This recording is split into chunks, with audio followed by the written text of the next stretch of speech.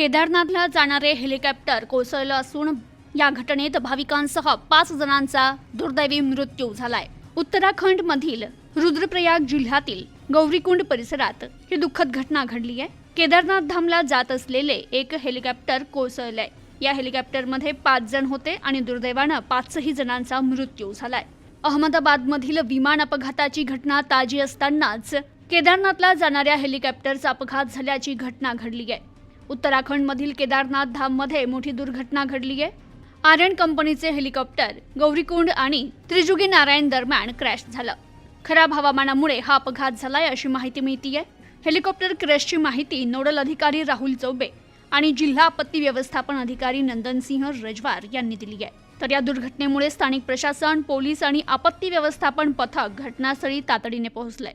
डेहराडूनहून केदारनाथला जाणारे हे हेलिकॉप्टर गौरीकुंडमध्ये बेपत्ता झालंय, असं उत्तराखंडचे ADG law advocate order doctor V Murugesan यांनी सांगितलंय।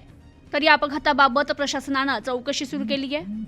तर प्रशासनानं या घटनेची चौकशी सुरू केली आहे। या दुर्घटनेत प्रौढ तसेच एक मुलगा आणि पायलट यांचा दुर्दैवी मृत्यू झालाय।